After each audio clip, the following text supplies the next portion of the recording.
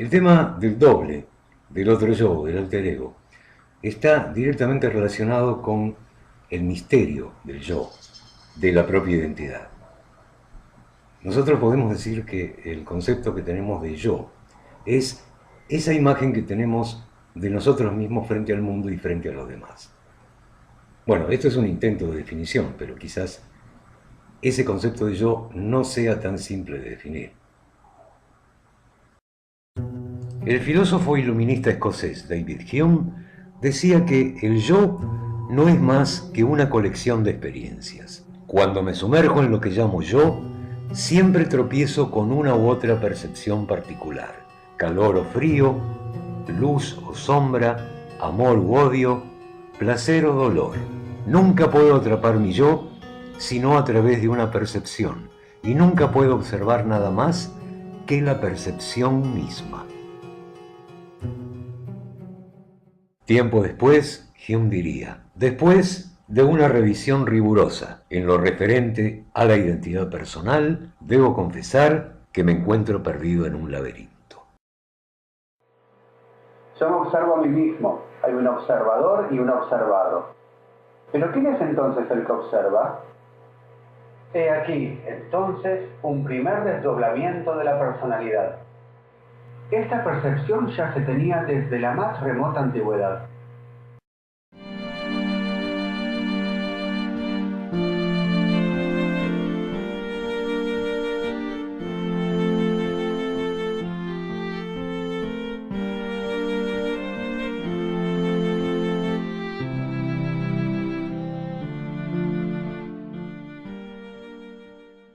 En la antigua mitología egipcia, un Ka era un doble espiritual, una sombra fantasmagórica que tenía las mismas memorias y sentimientos que la persona a la que pertenecía.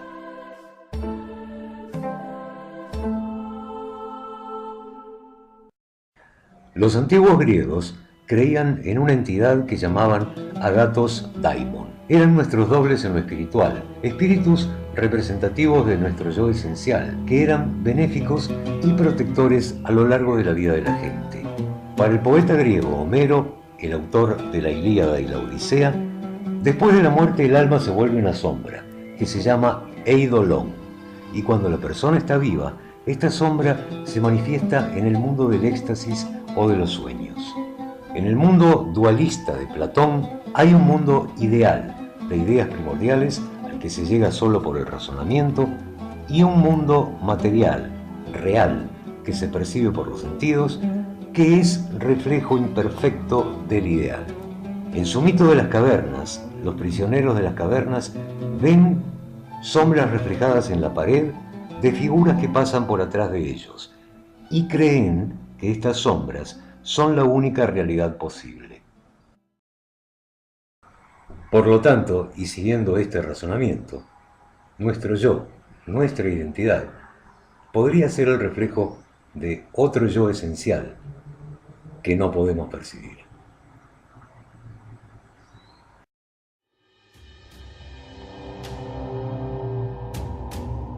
Como herencia del Agathos Daimon griego, los romanos tenían el genius. El genius era el espíritu generador de nuestra persona y una presencia doble espiritual que protegía y daba buena suerte y buena salud.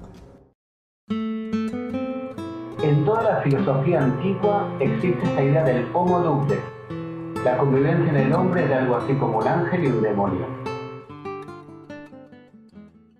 San Pablo dice en su epístola a los romanos: realmente mi proceder no lo comprendo, pues muchas veces no hago lo que quiero, sino lo que aborrezco.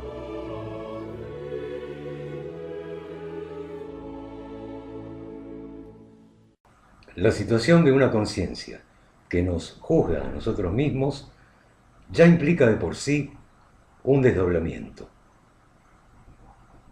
Cuando se toma conciencia del desdoblamiento es cuando se siente la otra identidad, el otro yo, y se vuelve algo reconocible.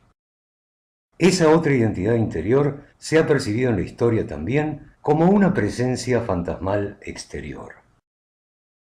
La percepción del otro yo se manifestaba en las mitologías germana y nórdica con el mito del doppelganger.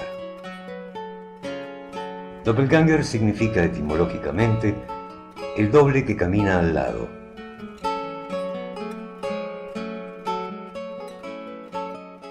En el folclore nórdico o germano se puede tener contacto con ese otro yo o verlo como una sombra fugaz o con el costado del ojo. En la mitología medieval encontramos que la visión del otro yo ya no significa un buen augurio, como en la antigüedad, sino un símbolo inquietante. Muchas veces ver al propio doble aparecerse era un fenómeno siniestro que anunciaba la muerte.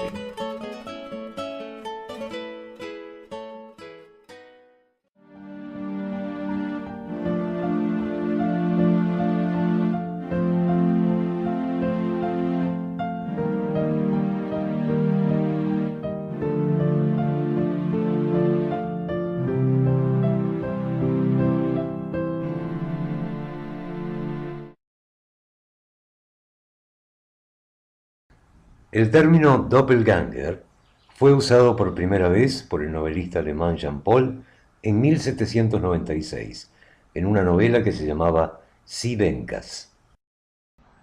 Con Jean Paul ya entramos a la era del romanticismo. El término romanticismo tiene más que ver con una expresión filosófica que con el sentimiento romántico. Es la completa oposición a las ideas de la Ilustración, el otro extremo del racionalismo lógico del siglo XVIII. El romance es un género literario que tiene características de fantástico, ideal, alejado de la realidad cotidiana. El racionalismo del siglo XVIII creía en un mundo con leyes mecánicas, en un universo perfectamente medible y controlable. El romanticismo ve misterios por todos lados, es irracional, dudoso y conflictuado, prefiere la soledad y el sentimiento de nostalgia. Vuelve a los misterios del oscurantismo. El intelectual del romanticismo ama la magia y los misterios, y hay un marcado retorno a la cultura y el folclore medievales. Y ese interés por las leyendas medievales hace que el mito del doble, del otro yo, se vuelva familiar entre las fantasmagorías de los escritores románticos. En Sie Venkas, el abogado del pobre Sie Venkas contrae matrimonio con la modista Lanette Hegelkraut. A este enlace acude su amigo más íntimo, Heinrich Leitgeber, con el que comparte además de una fuerte identificación personal, un asombroso parecido físico. Heinrich es su otro yo, y es aquí, con este personaje, que Jean Paul inventa la palabra doppelganger. En el relato, Sie Venkas finge su propia muerte y escapa haciéndose pasar por Heinrich.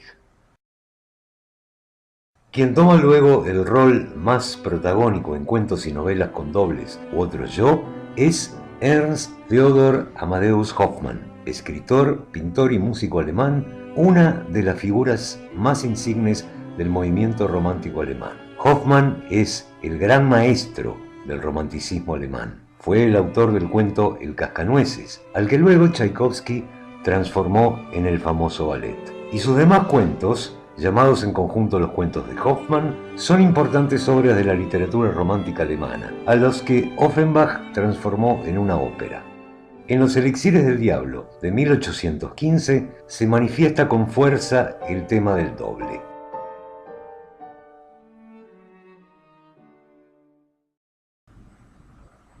Ante todo, debemos decir que el mismo Hoffmann era frecuentemente asaltado por la obsesión de un doble que lo perseguía. Y escribir para él fue un método curativo de sus obsesiones, una terapia que le resultó muy eficaz. Los Elixires del Diablo es una novela gótica de lo que se llamó el romanticismo oscuro. El monje capuchino Medardo prueba unos elixires que le habían dado para su custodia y que la tradición decía que San Antonio los había recibido del demonio. Desde entonces es dominado por la lujuria y deseos oscuros y encuentra a un personaje que es exactamente su doppelganger, su doble, y desde entonces ese otro yo fantasmal lo persigue. Se convierte en un criminal y se involucra en situaciones turbias. Incluso intenta asesinar a su propia amante Aurelia.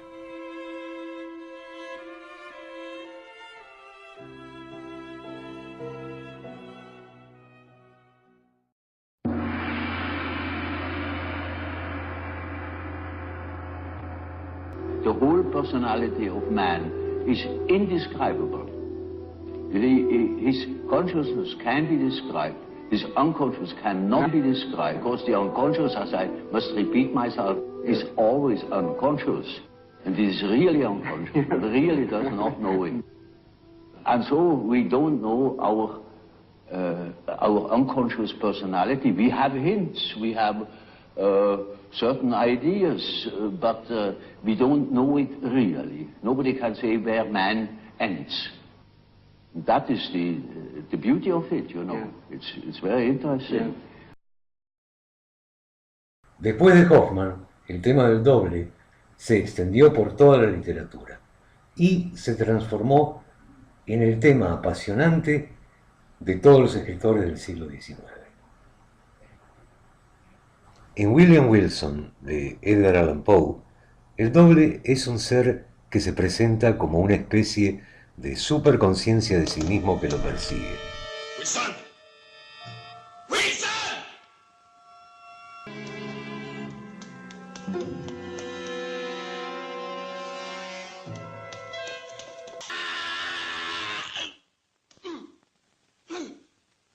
Cuando lo enfrenta y lo mata, se da cuenta que ha provocado su propia muerte.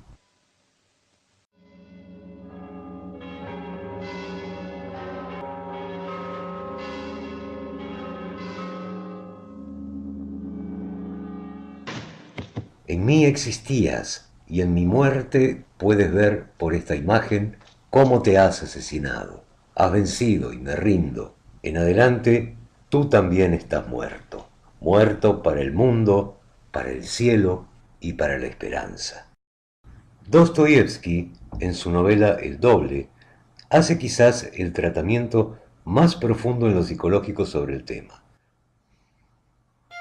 La novela trata sobre el inicio de una enfermedad mental en Yakov Petrovich Kolyadkin, quien no tiene conciencia de su estado. Sufre una paranoia en la cual se siente rodeado de enemigos y su identidad se fragmenta en un trastorno disociativo de la conducta en el cual cree ver un doble de sí mismo. Con su doble vive una relación confusa de amistad y rivalidad competitiva hasta que termina alienado del mundo.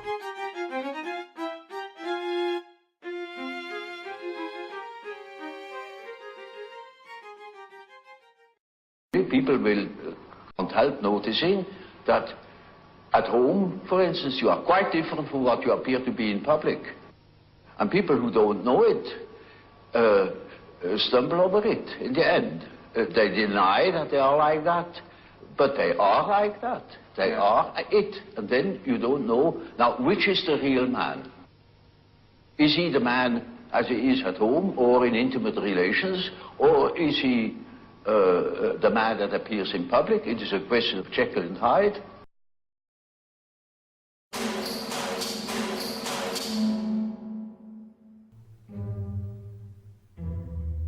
El extraño caso del Dr. Jekyll y Mr. Hyde es quizás la historia de desdoblamiento de personalidad más famosa.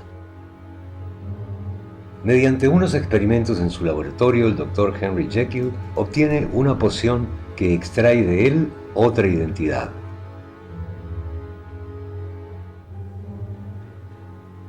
La parte más salvaje, elemental y oscura de su ser. Bautiza su otro yo como Edward Hyde.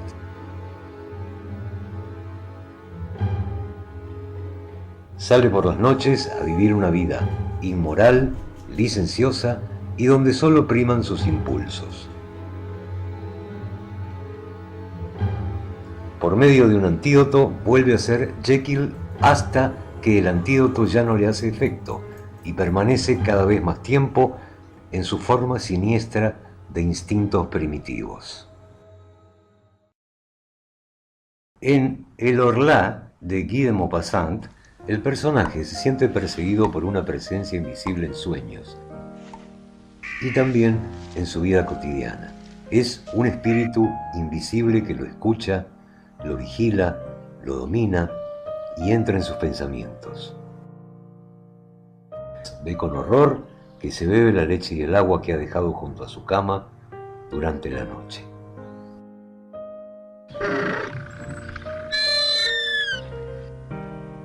Observé de arriba abajo la superficie clara del espejo. Él estaba allí y su cuerpo impedía que me reflejase, hasta que mi imagen apareció de segundo en segundo esbozada con más claridad. Lo había visto y todavía tiemblo de pavor. El retrato de Dorian Gray de Oscar Wilde nos recuerda el mito de Narciso, quien se había enamorado de su propia imagen, y también la primitiva idea de que la imagen es un doble, un otro yo, en el cual habita nuestra alma. Cuando Dorian contempla su hermoso retrato, manifiesta el deseo de seguir siendo joven y bello para siempre, y que toda huella de envejecimiento se traslade al retrato, deseo que se cumple en forma siniestra. Todos irán envejeciendo mientras Dorian se mantiene joven. Después de asesinar al pintor y llevar a su amada Cyril a la muerte, decide destruir el cuadro.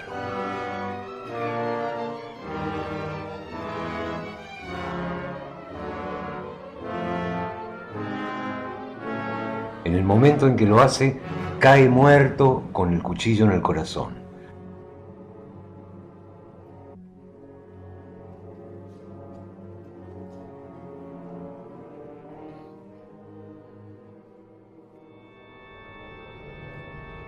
Mientras el cuadro muestra a Dorian otra vez con toda su belleza juvenil. En la Metamorfosis de Franz Kafka, el otro yo se posesiona totalmente de Gregorio Samsa, quien se transforma en un ente monstruoso y repulsivo, un ente que siente el dolor de no poder defenderse ante el rechazo que causa ser diferente. En el cuento El Otro, del Libro de Arena, Borges se encuentra a sus 70 años consigo mismo a sus 20 años de edad. El viejo Borges está sentado en el banco de una plaza en Cambridge, Londres, en 1969. Pero el otro joven le dice que están en ese momento en un banco de plaza de Ginebra, Suiza, en 1919. Ambos piensan que puede ser un sueño. Si esta mañana y este encuentro son sueños, cada uno de los dos tiene que pensar que el soñador es él. Tal vez dejemos de soñar, tal vez no. Nuestra evidente obligación, mientras tanto, es aceptar el sueño como hemos aceptado el universo y haber sido engendrados, y mirar con los ojos y respirar.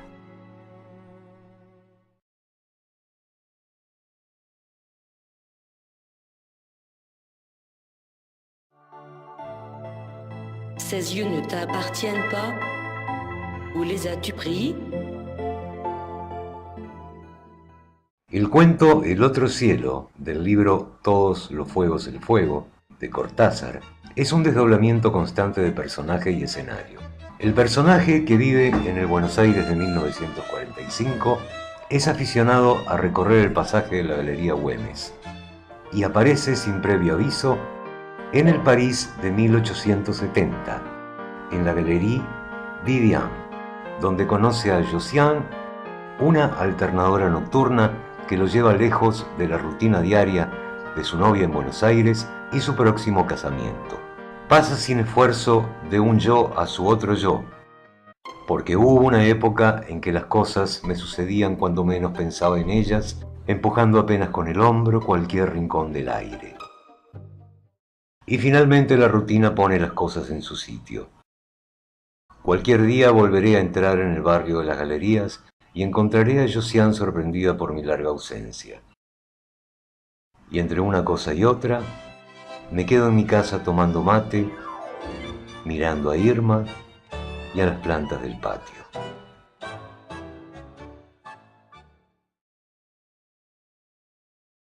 En la literatura, aparte del otro yo de sus personajes, hay un otro yo del escritor mismo. Quien escribe se observa a sí mismo escribiendo y se siente otro con respecto a él. Je est un autre, dijo el poeta Arthur Rimbaud, que literalmente quiere decir yo es un otro. Tanto sintió la extrañeza de sí mismo que transformó el lenguaje para que sonara más extraño. Al otro, a Borges, es a quien le ocurren las cosas. Yo camino por Buenos Aires y me demoro, acto ya mecánicamente, para mirar el arco de un zaguán y la puerta cancel. De Borges tengo noticias por el correo y veo su nombre en una terna de profesores o en un diccionario biográfico. Me gustan los relojes de arena, los mapas, las etimologías, la tipografía del siglo XVIII, el sabor del café y la prosa de Stevenson. El otro comparte esas preferencias, pero de un modo vanidoso, que las convierte en atributos de un actor. Sería exagerado afirmar que nuestra relación es hostil. Yo vivo, yo me dejo vivir para que Borges pueda tramar su literatura. Y esa literatura me justifica. No sé cuál de los dos escribe esta página.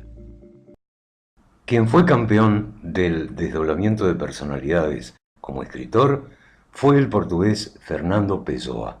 Adoptaba la personalidad de distintos escritores y firmaba con sus nombres. Él los llamaba sus heterónimos. Los más conocidos de los más de 70 que tuvo fueron Alberto Caeiro, Ricardo Reis y Álvaro de Campos. Pessoa incluso escribía artículos criticando lo que escribían sus heterónimos. Con una falta tal de gente con la que coexistir, como hay hoy, ¿qué puede un hombre de sensibilidad hacer, sino inventar sus amigos o cuando menos sus compañeros de espíritu?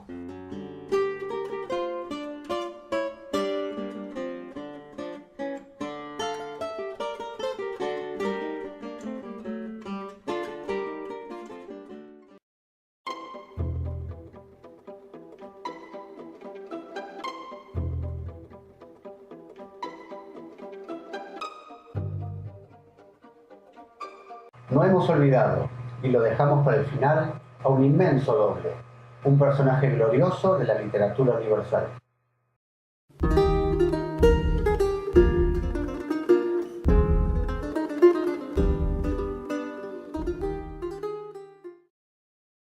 Es en ese lugar de la Mancha, de cuyo nombre quien relata no quiere acordarse, donde don Alonso Quijano, un apacible pueblerino que vive con su familia, un hidalgo de los de lance en astillero, adarga antigua, rocín flaco y galgo corredor, lee tantas novelas de caballería que se fascina por esas aventuras y siente renacer su otro yo, incontenible, de hidalgo caballero en busca de aventuras y hacedor de justicia. Y fue que le pareció convenible y necesario, así para el aumento de su honra como para el servicio de su república, hacerse caballero andante e irse por todo el mundo con sus armas y caballo a buscar las aventuras, y a ejercitarse en todo aquello que él había leído que los caballeros andantes ejercitaban, deshaciendo todo género de agravio, y poniéndose en ocasiones y peligros donde, acabándolos, cobrase eterno nombre y fama.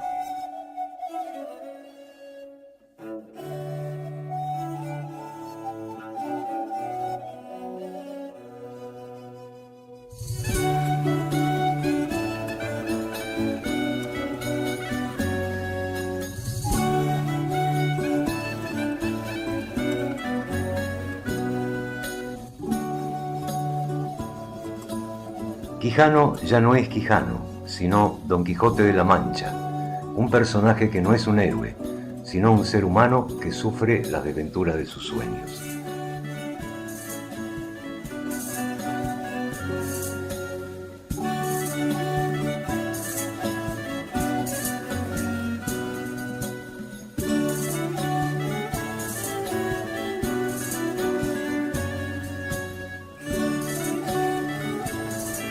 La aventura del Quijote nos trae la posibilidad de la esperanza, que aunque desventurada sea, es lo que le da luz a nuestros paisajes.